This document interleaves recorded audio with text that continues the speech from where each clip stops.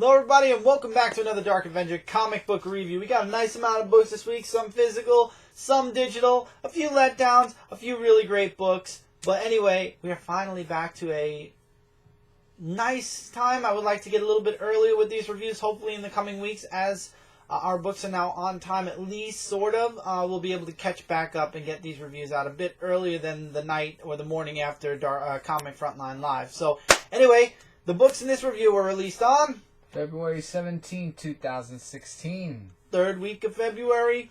One more week to go. Next week we're going to have a humongous explosion of super books. But this week, let's waste no time and get started. Digitals, Archie issue number 6. I really enjoyed this issue. It was a fun read. I don't think I reviewed 5 or 4. I'm not too sure. But anyway, really enjoyed this issue a lot. It was a nice issue.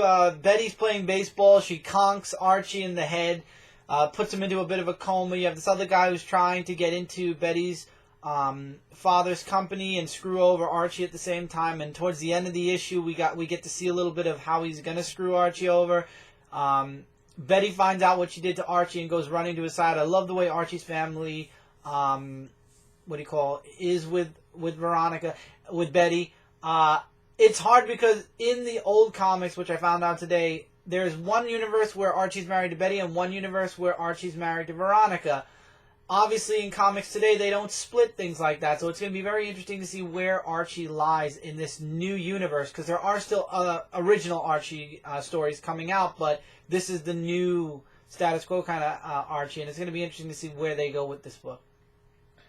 Buffy the Vampire Slayer, Season 10, issue number 24. So much talking, but finally the glutton, the god glutton, or the glutton god, whatever he is, he comes out of hiding along with the mistress siren, or whatever, and you can see the stress between Buffy and Giles a bit now.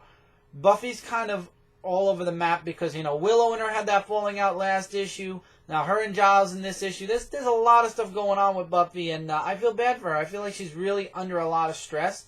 But anyway, also, Xander finally tells Anaya, you know what? I know you're not Anaya. There's no way. I talked to my therapist about you, and Anaya's trying to push him away from making the decision to kind of break it off with her. He's like, listen, if I ignore you, you'll go away. Or you'll realize that you shouldn't be here anymore, and it'll help you move on, and it'll help me move on. So he starts ignoring her. And obviously we all know as readers that there's an angle to this spirit that's following Xander around. So I'm really interested to see where this is going to go from here. But the fight between them and the demons, it doesn't go well. As a matter of fact, the demons, when they start to lose, destroy the gateway between Earth and the Hellgate, and now there's no way to close it because they never, they said in the book that they're not allowed to, that they have all the infinite rules of the galaxies and dimensions, that there's no way that you can in between close barriers. You have to go to hell and basically shut the barrier. And we find out a little bit about Willow as well. It's a really great book. A lot of talking though, a lot of dialogue. So hopefully next issue will be really interesting as well. Hellboy and BPRD, 1953, issue number 1. I really enjoyed this. It's Hellboy back in the days. He's on a case. This boy loses his dog, and he goes looking for the dog. It was really good. Mike Mignola. It's really great to have Hellboy back. Obviously, this is not taking place in the present, because in the present, Hellboy is still in hell. I really enjoyed this issue for what it was worth. If you're a Hellboy fan, you'll be checking this out. If you're not, you won't. Hopefully you are, because it's a really good book. Really great story, really great artwork. Huck issue number 4. This book, I forgot in this whole time that this was actually a mini-series. I don't know if it's 6 issues or 9 issues. Regardless, because 8 issues. Kat mentioned 8. Somebody else mentioned 6. Regardless how many issues it is, I love this book. This book, Huck's brother, and I do the air quotes, talks to them or gives them a backstory about the mother, how they were separated, how the mom had twins, and what happened to the mother. So we get a lot of background in this book. And now he wants Huck to find her. But obviously, as a reader, we're questioning why the brother hasn't found her yet. But Huck apparently can find anybody as long as he's seen them or knows their name. And the brother gives him her name. So the brother finds her. However, there's a big twist at the end of this book, and it's been a week, so I feel like I can spoil this much. The mother didn't have twins. She only had one child. So we find out that the brother basically is a double agent, and he screws over Huck and the mom. So now what? And this is all the reporters for from way back in the first issue, so man oh man. And while they're going to pick up the mom, I love how he's doing these little deeds here, there, and everywhere. Really great book. If you're not reading Huck, you're missing out on something good. Usagi Yojimbo, issue number 152. Guilty pleasure. I really enjoy the story, and I really enjoy the artwork in this book. If you are not reading Usagi Yojimbo, it's up to you, but I really enjoy it. It's an honorable mention. That deserves an honorable mention. Okay, now it's turned to me. Big Trouble in Little China, issue number 21. So now we see that Jack Burton and the girl that went with him... Is he still in the present? No, they're actually back in time, where they go to this place in China. I mean, that's what it looks like. So they're back in the 80s. Language. So they're back in the 80s, basically. And really, the whole point of the story is that they meet up with Eggshin, who turns out to be Zen. But here's a twist, actually. I mean, just skipping over the whole dialogue part about the place and everything. Turns out to be, remember that old rival of his back, the one with the big crown and everything? Yeah, I think he returns. Because he gets into the mind of Jack Burton. So, he's no longer regular Jack Burton. He is, I think, possessed by Eggshin. It's funny, I know, but hey, I mean, really unexpected to see that, but, a good book, actually. I will say that much. Okay, this is a 4-issue miniseries of Bill and Ted Go to Hell, issue number 1 of 4. This book was a fun read, because Bill and Ted, they go off into, this hell thing, because they find out that there's these weird stuff that's going on and everything, so they want to do some investigations or whatnot, so they go to hell, and when they go to hell, they see, like, these people who they remember and everything, and it was like really funny because they don't act scared or anything, like saying, "Oh, hey, you're my dad and you're the Easter Bunny" or something like that. Long story if you read it. It was a weird read, but let's just say that as you read more of the story, you'll see the comedian stuff there. So what they're going to do is that they're going to set up an army of people, like Abraham Lincoln, all the other people, to actually go to hell and to protect and to fight off the demons before they invade Earth and stuff like that. No, to get access to heaven. My mistake. To get access to heaven. So it's a battle of heaven and hell, actually. So it's really something. Nice. Alright, a little disappointment here. King Conan, issue number 3. I could just sum this up in a few sentences. Conan had the crown, and the crown goes to someone else, and then it's like playing hot potato. Playing past the crown. Or past the crown, basically, but it's like hot potato. It goes into the wrong hands, Conan tries to find out where it is, and he doesn't know where it is, and we, the readers, know that it went to the side into the hands that we don't want it to go into, because that crown possesses more than anyone can think, as we saw in the past issues. So that's going to play a huge role as the issues continue, but it was a little bit boring, though, in this one. But not as boring as Conan the Avenger, issue number 23. I'm sorry, this issue is such a long dialogue, and all I could say is that Conan talks with Chief Olin. I have no idea what his name was. And basically he's just like saying, "Oh yes, you saved me from the cross, but I have an army of my own that want to take you down because the chief wants to have an empire of his own."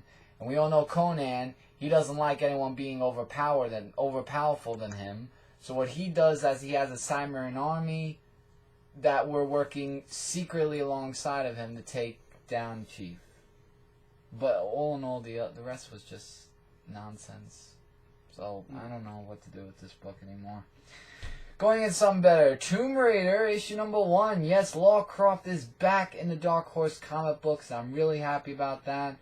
It sets off her new adventure and actually a new ability, where we find out that not only can Lara Croft could jump, swing, kick butt, and shoot stuff and everything, but she also developed another ability to hear stuff from far away. Oh, wow. Like a super hear ability.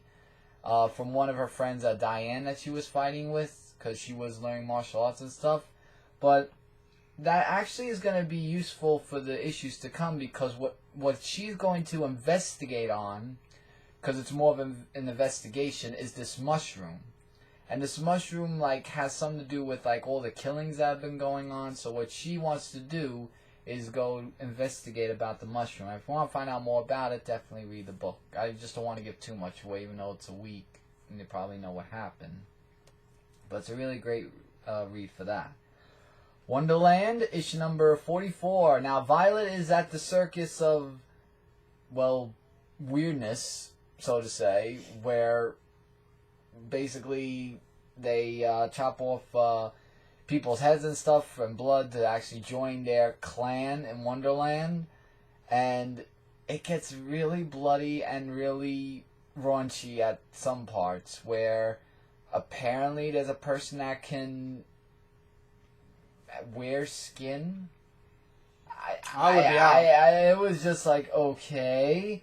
So it turns out that Kylie with Cheshire, right? Cheshire. Oh, I said it right. They find where Violet is, and then she said, like, with all the people that killed themselves, she thought Violet did it, but then she's like saying no, she didn't, because she knows that Violet's the Mad Hatter. But she believed her because there was something fishy that was going on there. And there was this article of some type that Callie found, which led into something else that's really gonna be more. It's another investigation book where they're going to investigate how and why Wonderland is the way it is now. So that's going to be a lot of investigations going on there. Alright, Wrath of the Eternal Warrior, issue number 4. Eternal Warrior versus the demon, or the devil himself, to get to the door of freedom. And what a journey that he had to get to that door. Like, he just fought against them with amazing artwork, by the way. And when he got out of that flame, the face against the devil, skipping over other dialogues from the past and stuff, he just chops them up and stuff like that. And it was you see his rage and his strongness, that he will not give up. So he wins, but now there's a twist where he was found in some research facility when he wakes up or something. And apparently it looks like that the Eternal Warrior is going to go through more hell than he did before. And we're going to find out in the prelude of the Labyrinth, because this is more of the Labyrinth story. So, what lies ahead for Eternal Warrior? That's to be continued. Now we're going back to you, Argo 5, issue number 20. Argo 5, issue 20. This was really good. I'm actually going to be doing a, World's Finest review on this. I'll give you guys a skivvy, though. Definitely check this book out. Really great artwork. In this issue, they're introduced to a character, or a new superhero, and this hero is trying to save the world, and we get to see doppelgangers of Argo 5. We get to see a bunch of things happening. Stay tuned, like I said, for the World's Finest Spotlight, where I'll go more into detail about this. But we find out that there's a little twist with the hero that's in this book. I forgot what the name of it was. It starts with a U. If you can click it, I can find out what the name of the hero was. It's right on the cover. It says the hero's name if you go down a little bit. And I like how it's like a 90s or 80s style. Unlimited? Oh, Unlimited, thank you. And there's really great action in here. I love the interaction between the Argo 5 members. Again, a really awesome book. Oh, I could check really it on enjoyed here. it. Yeah, you could have in there. Yeah. I don't know why you had to do that, but all right. Said click it. Awesome comic. Guys, I highly recommend you check this out. Again, Argo Comics, ARGOcomics.com. I will have a spotlight on this tomorrow or right after this video.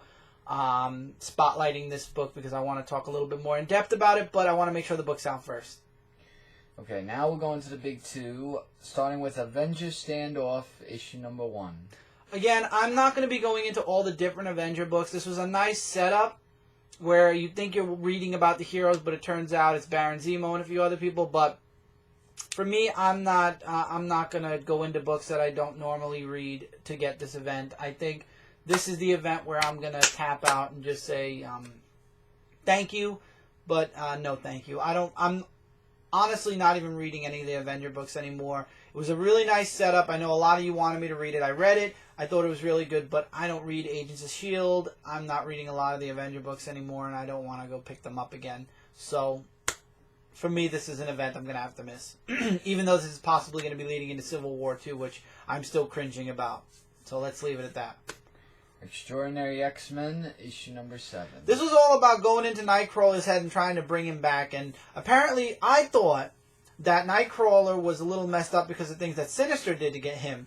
Turns out after Storm and Jean go through his psyche a bit, we find out that it's not what Sinestro did to him. It's seeing this gigantic hole full of mutants, dead, killed mutants that kind of forced him to go within himself. But again, it makes no sense because Sinestro was chasing him and he was fine up until that point. So I don't know if Sinestro put those thoughts in his head or if he was already kind of messed up because of that and Sinestro just kind of pushed him over the edge. Either way, it got resolved really quickly, it looked like. And also on the other edge of things, you got Sunspot, who's trying to protect these mutants, and Magic wants to kill Sunspot because he's the one that was behind whatever him and Cyclops did 8 months ago with the Inhumans that really caused the entire populace to not only hate mutants but want to kill them, as you guys can see. And in the end, though, Old Man Logan kind of defends Sunspot, and after fighting these ghosts, which great action, of course, they end up going back to the school, and everybody's happy Gilmore. But now the next issue is going to be Apocalypse starts, so that's going to be very interesting to see how we're going to be going into the next story arc with Apocalypse. The Uncanny Inhumans, issue number 5. More of an honorable mention because I really am not into Uncanny Inhumans as much as I am with the other book. But in this issue, turns out Secret Wars must have done something right because the Quiet Room, which is Black Bolt's new HQ and club, is a place where, first of all, that's where, oh god, I lost her name. I had it and then I lost it. Medusa goes with her people and she wants Black Bolt's help with something. Black Bolt's son is there as well. He gets into a little bit of mischief with, I forgot what the other guy's name was, that's an Inhuman. But basically, by the end of the issue, all hell breaks loose in the Quiet Room, and now it's up to Black Bolt to deal with it. I don't know. I'm enjoying this book, but again, it's more of a, like, I read it, and it's not really something. I think maybe I'll finish this arc off, and then it'll go more into just my casual reading, like Harley Quinn and a few other books.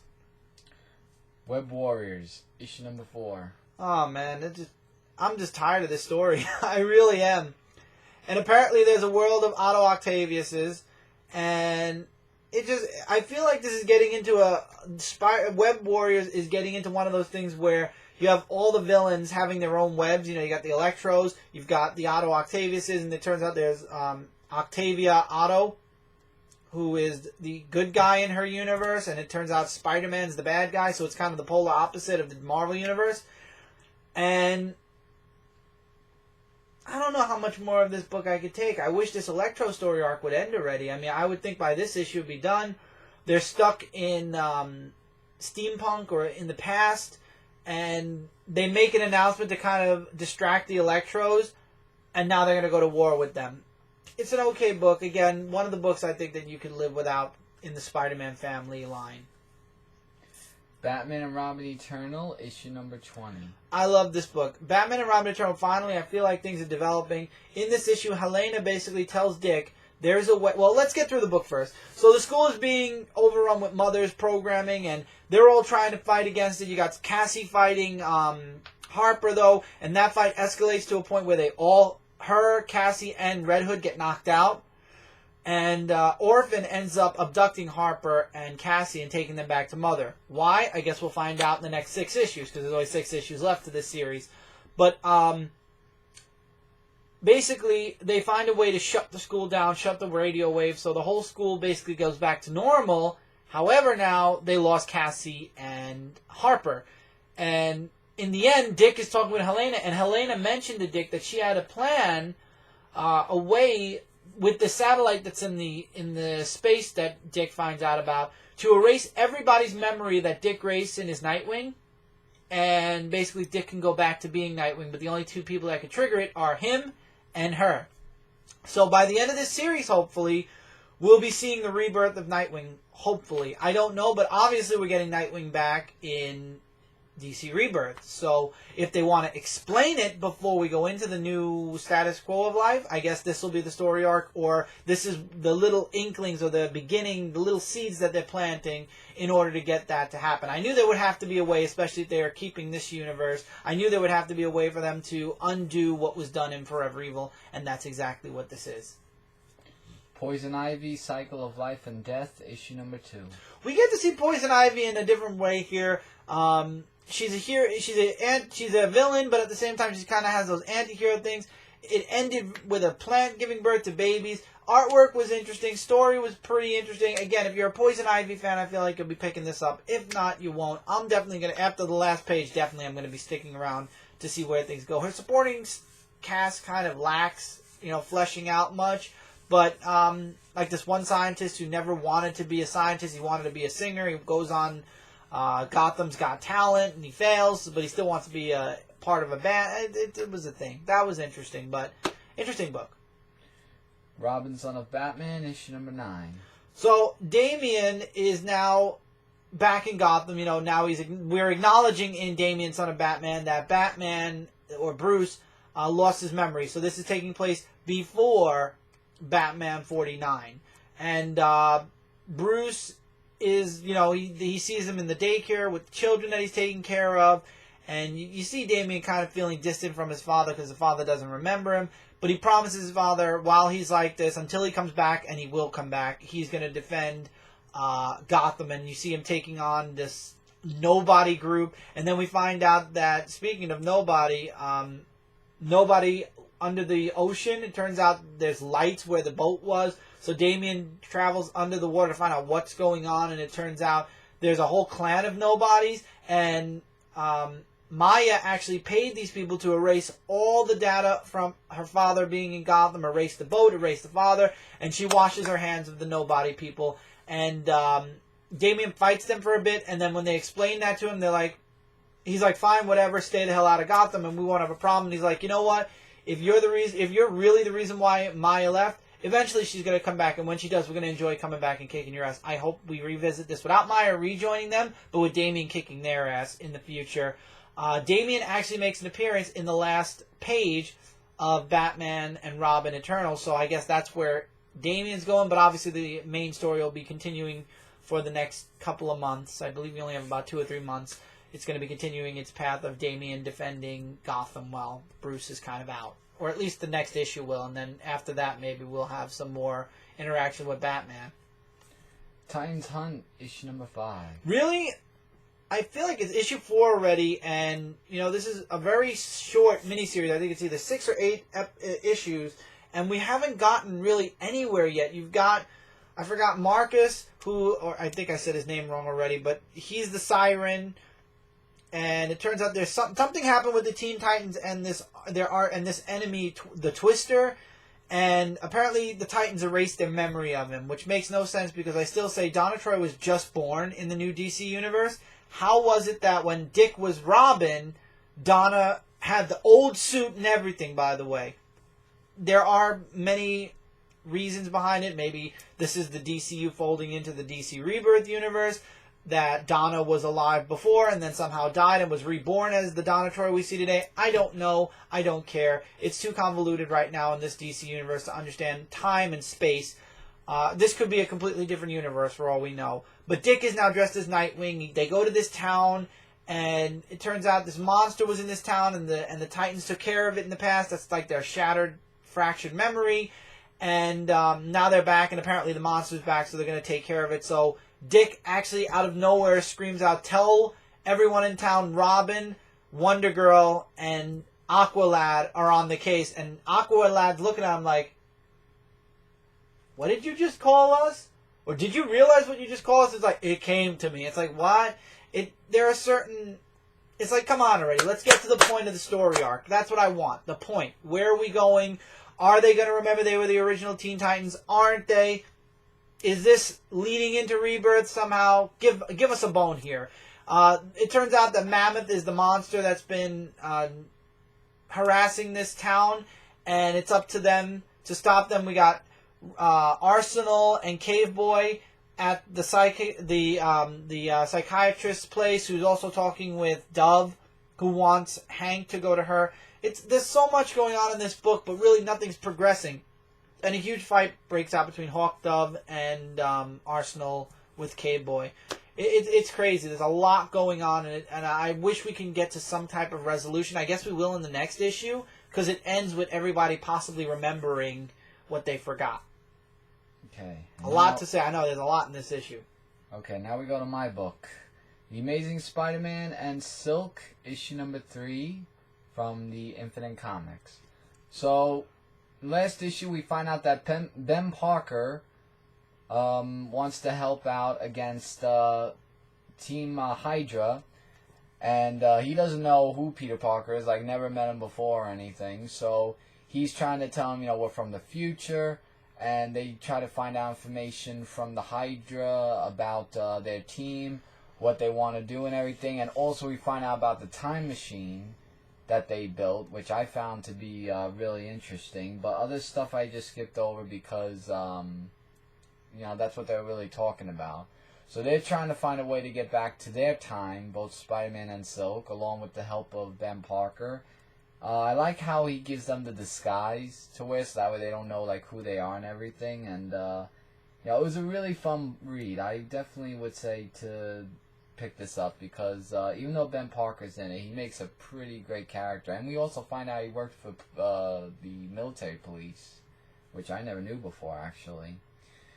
Carnage issue number 5. Thinking that this was the end of Carnage, well, apparently not. No, there's a new story arc coming right after There is a new story arc, but getting into this book, we see that now it's Carnage versus Toxin. We've been waiting for this since the first couple of issues. So there's a fight that breaks out there, but it more focuses on Gleason also because he was the person who has the book that Carnage is looking for. The one that was supposed to fulfill Carnage's destiny. And of course, to defeat a symbiote, supersonic cannons were into play, and they use it after the whole fight scene was going on, along with Jonah Jameson. J. Jonah Jameson. Yeah, his son turning into a werewolf for a brief second, and then not again, into human. And thinking that's the end of Carnage, apparently it wasn't, because he finds Gleason and gives him a good, bloody, happy ending for stealing the book. And that's the end for that. The new story arc's coming. I'm really not too sure if I'm going to like it, but I'll look into it anyway. Powerman and Ironfist issue number 1. This book got Book of the Week. Even though the artwork was a little the story was excellent. It's about Powerman, who's known as Luke Cage, and Iron Fist as Daniel Rand, I think his name is. Now, you would think that this is going to be a team book, but apparently, Luke Cage saying, I know we work together, but we're not working together. We're just, friends with each other. So what they do is they have their first mission where this girl, Jenny, has her grandma's necklace that's missing. So what they do is that they go to Tombstone, who doesn't look like Tombstone, actually. It looks kind of different from the way I read it. And, he was saying, you're accusing me of a thief and everything. And then things get a little haywire because he told Iron Fist to say nothing. See, Iron Fist reminds me of SpiderMan with his comedical stuff and everything. And I thought that was really funny. And the action, just getting that necklace, it was a doozy. And, of course, we find out in the end that she works with, actually, Black Mariah. And I looked, it was Black Mariah. And they're sisters. Things are going to get haywire in the next issue, so I'm going to be looking forward to seeing what's going to happen next. Spider-Woman issue number 4. Spider-Woman, or Jessica Drew, is in labor and is about to give birth to her child. And as everything is happening, where her water broke, she gets into the operating room where she finally is going to give birth to her child, and she does, to a little baby boy, which had its moments. And after, when she gave birth to her son, she just started to unleash on the Skrulls, like one by one, just taking them out. And yeah, it was a really adventurous book. I'm glad they didn't pull out, they didn't stretch off the pregnancy more than they needed to. No, this is where, but I want to see how it's going to progress after this. And finally, digitally, Martian Manhunter, issue number 9. Let me just zoom out, because I'm going to come sit in. So, Martian Manhunter, I really don't know about this book. Like, it didn't make it to my top 5 because... Well, it's only got a couple more months to go. Yeah, anyway. It's got a couple more months until the story is over. But I don't know, like... There's a thing where one Martian Manhunter point of view is trying to take over the city, where the one that's Biscuit, who's in it again, and you can laugh. Yeah, he's in this issue, but he also meets up with this little alien, and I'm skipping over our dialogue because it's unnecessary, that says that he knows who created him and stuff like that. So I'm like, oh dear God, if this next issue is going to be one of those boring origin stories, I don't know. Let's go into physical books now, starting with mine. Teenage Mutant Ninja Turtles Color Classics, Volume 3, issue number 14. This is part 12 and 13 of City at War. If you read this back in the 80s, this is in color instead of black and white. And what this story is about, I just got to show some artwork because... artwork in this era was very good. Yeah, like, let me see. Yeah, I like this one's good. It's weird seeing it in color, though, especially after reading it in black and white. Eventually, I will get Ultimate Collection Volume 6, which is the last one. Yeah, so they're facing the Shredder Elite. April and Casey Jones get back together in a reuniting way. And, yeah, it's just an all-out fight with the Turtles going up against the Shredder Elite. And after everything's over, we get a little bit more of Mr. Belchev. I don't know how you say his name. That was on his deathbed in the last issue. And we find out that the Foot Clan will no longer be, bothering them because of what they did for Kyrie. And that was the end of the book. So now, next issue is going to be the final part to City at War. It's going to be interesting to see if they continue it or if they Volume 4 it later. Well, we'll see, but I'm really enjoying it. Definitely a recommended read. Birthright 14. We got two things going on. We got Brennan and Mikey, who are now fighting because Brennan is questioning what Mikey's doing, and they get into an argument, and Brennan says a couple of things I'm sure he doesn't mean, but he thinks that, Mikey's becoming high maintenance, and he's too, what was the word? He says it here. That Mikey's making a mess of things in life. And he's like, I wish you never came back. Before you came back, we didn't know if you were alive or dead. And now that you're back, it's like you're bringing hell in a mess. And if we didn't know, whatever. And then Mikey says to him, do you think I wanted this? Do you think I wanted to get abducted? And Brennan tries to apologize, but he has a place where they can go. The father's talking with the FBI agent, and the father thinks he knows where the boys are going to go. There were scenes with the mother, with Wendy and Mikey's girlfriend, pregnant girlfriend, and they tried to see one of the mages that actually escaped Tyrannos to Earth, and this is apparently one of the selfish ones that wanted to make profit with her abilities instead of hide out, and she thinks that Mike is a huge threat, so she decides she's going to trap Wendy and the girlfriend there until she finds out more about Mike, and then Wendy kind of opens her mouth and says, wait, I'm his mother, maybe I can help you find him. And that's where they leave off there. Mikey and the brother show up at the grandmother's house, which is the hidden house. The father was right. However, the father was screwed. And now the next issue is the last one for this arc. And man, oh man, am I excited to see where exactly Birthright's going to go with the end of Act 2. Oh, bless you. It's true. I'm really excited. Birthright's been an amazing journey. I mean, there are some books that feel more fillerish, but now we got two books that were lower on the list for me this week. One from Marvel, one from DC. Amazing Spider-Man issue 8. There's nothing important. Really? As a matter of fact, the girl that we saw Pete on the roof with last issue, that's his girlfriend. Yeah. Apparently they're dating. And Mr. Negative's still there. Everybody loses in the end, and it's all resolved with Pete as Spider-Man saying, "We can take care of your mother," because the girlfriend's mother apparently has cancer. And Pete and Spidey's like, "Oh, we'll help you. Peter Parker Industries, we'll save you." And I love how she tries to take Spider-Man down with a spider car. If Venom couldn't take Spider-Man down, and Venom is basically the same thing as Spider-Man, how the hell is a spider car going to take Spider-Man down? Really? How? And we get a little bit at the very end here. I'll show you guys. We got a little tidbit. Okay, I was about to say. We get a little tidbit of, I believe, Doc Ock. Or was it? Yeah, no, we don't. I was wrong. Like, Doc Ock was somewhere. I can't remember. But there was a little tidbit with Doc Ock. And apparently, Cloak and Dagger were freed. I don't know. So they were freed from Mr. Negative. But they could be lying, because they lied the last time as well. I could have sworn I saw a tidbit about Doc Ock. I could be wrong. Maybe that was just the last issue. I want to make triple sure I don't see anything with Doc Ock. I could have sworn we got a little, like, setup for future stuff. Cloak saves Dagger. Yada yada. Spider car will save your... I'll help you. And you don't have to worry. Boop, boop, boop, boop. No. Okay, that was wrong. Whatever. So we're going back to Scorpio anyway now. And after the Scorpio story arc, seriously, put Pete back in New York, or seriously find something to do with him, because this filler story arc that really took place in the middle of a story arc. Sinestro 20.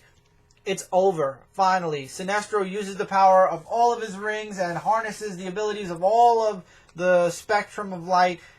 Not White Lantern harnessing, he uses just the yellow, but he harnesses his feelings of all the emotions, and he takes out the Pale Bishop. If you want to see more than that, you could read this book. There's a lot of action in here. You got Sinestro recapping his entire life up until where he got kicked out of the Corps and the beginning of the Sinestro Corps. You got nice artwork, I will say that. You have all these Sinestro Corps members that obviously are going to be losing these rings by the next issue, but Sinestro expends so much of his energy that he asks his daughter for a favor. And I'm going to spoil this because the next issue basically says it. So basically, Saranic, for the time being, is going to be the new Sinestro Corps leader while Sinestro heals up. I'm glad this story arc's over. And in the light of the fact that there's only what? This is February. March, April, May, June. There's only 4 more issues. $2.99. Why the hell not? I'll finish off Sinestro Corps physically. I won't be moving digitally to this series after all. Normally you would read this, but Star Wars issue number 16. It takes place after Vader Down, and apparently there's stuff in it. Yeah, apparently in the new story arc of Rebel Jail, it's where Dr. Aphra? Yeah, Dr. Aphra is held captive by Princess Leia. And this happened during Vader Down. Into the jail. And they take her there. I want to just find some artwork. Yeah, like right here. And there's just like, dialogue about, Dr. Afro, like who she is. And then she's like saying, oh, I'm good friends with Darth Vader, so, maybe I'll pay a personal visit. And then they said, oh, no one could break in, but we all know that. Eventually Darth Vader will break in, or somebody will break her out. Yeah, and then we get this character, what was his name? I hate when I forget. Whatever, keep going. Anyway, there's going to be like a plan to probably free her and stuff like that, so she has a talk with Santa, like saying like the good old days used to be this, now you've changed for the difference and everything, so she just then turns away. And there's a funny scene where Han Solo tries to gamble, and he's like saying, well, I'm not cheating, but in the end he lost all of his money and just cheated.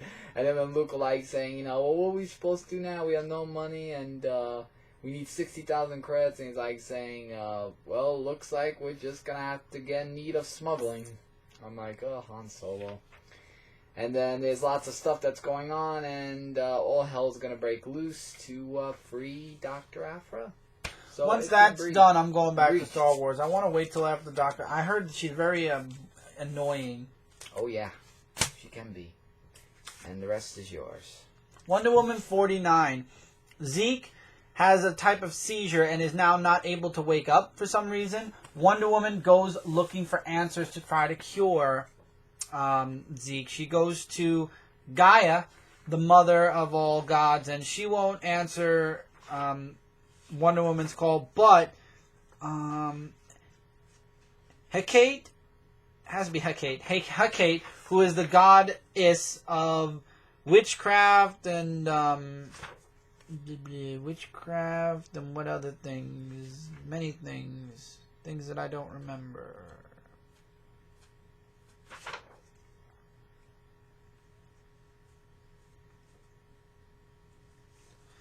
Oh, God. She even says it a second time. But she actually shows Wonder Woman, I'm the goddess of necromancy and witchcraft. She shows Diana that the person behind Zeke's not waking up is Hera, because Zeke is the embodiment of Zeus. He's his grandfather. He's the father and son kind of deal. Mm-hmm. Not your daddy, I'm your grandpa. So, she asks Wonder Woman to bring her these 3 orbs. She brings her the 3 orbs. She'll help her heal Zeke. But in doing that, she has to steal them from Hera. And the mother mentions about, she may be your friend now, but she was a goddess eons before she was your friend. So Wonder Woman makes the choice to go get the orbs and to bring them to Hecate. However, she has to sneak them out, and sneaking out is a bit of a problem. We see a little bit of Hera, and then the Cyclops comes and steals Wonder Woman away, to be continued. The Cyclops part was weird, but the development of the gods, being at each other's throats was very interesting. It's definitely playing into something really cool. I really hope that the Finches stay on Wonder Woman when Rebirth happens. We don't know yet. I'm waiting for a... We're all waiting for a confirmation. But anyway, my top book of the week. Well, not top. There were books that beat it, and it's only strictly because of artwork, because the story was amazing. Superman American Alien issue number 4. I'm leaving this for last because I love this book. Again, though, the artwork is what took the points away from it. It is a lot lighter than what we're used to seeing from Jay Lee, but Lois Lane looks like an Asian. Okay? So Clark is a student and he's working with Lois, and at first it's more of a competition. Whoever gets a story first, gets the student working at the Daily Planet ship. And Ollie shows up and remembers Clark from the previous issue on the boat. And Clark's like, I'm not Bruce. I'm really Clark Kent. That was a mistake. And Ollie's like, yeah, whatever. And they go see Lex, and Lex is a jerk who didn't see that coming. He actually gives Clark an interview. I like the art on Lex, though. I gotta say, Lex looks like Lex here. You gotta admit that. Mm-hmm. That looks like Lex. For some weird reason, Jay Lee can draw Lex Luthor. Like, literally, he can draw Lex Luthor. So... he gives Clark the interview, Clark leaves, and Lois and him end up teaming up together. You meet a young Dick Grayson, which is awesome as well. He takes Dick for pizza, and I love how Dick kind of eats, kind of picks him apart a bit. You get to see Batman confront Clark, and then Clark kind of gets... this is where Clark figures out that Bruce Wayne is Batman, and Batman's kind of asking a million questions. What were you doing here? Why were you talking to Dick? What's this? How did you defeat Deathstroke? And then, unfortunately, Batman disappears. I feel like Jay Lee is the kind of person that always is around when it's a Batman-Superman thing. But anyway, Batman leaves a recorder, or what do you call it? He destroys Clark's work, but Clark still has his recorder. And him and Lois, in the end, like I said, end up teaming up in order to do the article. And I guess they both get into the Daily Planet. And then we get a little tidbit for what the next issue is going to be with him in a suit. And then we just get a one-page, sum up of how Parasite, his origin. Short, sweet, no dialogue. Can't get any better than that. It was an excellent book. It's just Jay Lee's artwork. He draws a good Lex Luthor. If there's ever a Lex Luthor book, Jay Lee is welcome on it, in my opinion. But I don't like the way he draws Superman, Batman. It just doesn't feel like a Superman book when it's Jay Lee. For some reason, the artwork just doesn't speak to me. I know a few people like him, a few people don't like him, and I know that American Alien was on our number ones for Comic Frontline all the way until this issue. This issue is the one that fell to people's fourths, fifths. I know one of us still kept it as number one because we kept, Mike Spiderslayer, I believe, kept it at number one because he was able to look over the artwork, but everybody else, it was lower or not even in the top 5, and basically because of the artwork. So, Next issue I'm sure will be great. I'm looking forward. I hope Max Landish, on the flip side of Meredith Finch being on Wonder Woman, I hope Max Landish ends up on a Superman book because he can write a damn good Superman story. I know he's a screenplay writer, but what's to stop him from doing a book a month? One of the super books. I would love Max Landish to be on a book, even if it's for an arc or two, something. I would love to see Max Landish do a Superman book. So Max, if you're watching this, please consider doing a Superman book. Or DC, if you're watching, you guys need to offer Max Landish a book. Like a legit ongoing book, not a miniseries. Because he understands a lot about Superman. Is he perfect? No. Are any of us perfect? Absolutely not. So he works for me, and I enjoy reading his Superman work. Enough said.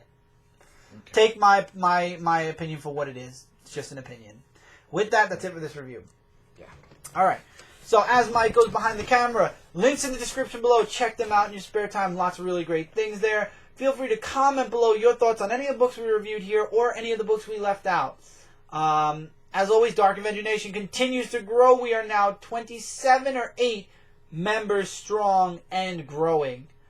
Awesomeness. This Friday, a couple of days from now, because you guys are seeing this Wednesday morning, in a couple of days we have Dark Avenger Live. We're going to have a lot of fun on there. We'll be talking a bunch of stuff. You guys bring your questions. We'll be answering them. We bring a lot of news and stuff as well, and we talk about it on there. So till then, guys, as always, take care. Have a great week. Have a great new comic day today. Today is new comic day as you're watching this Wednesday morning. So have a great new comic day. We'll see you guys on Friday night. Take care. Keep reading, keep collecting, and I'll see you guys really soon in the next video. Hey, everybody.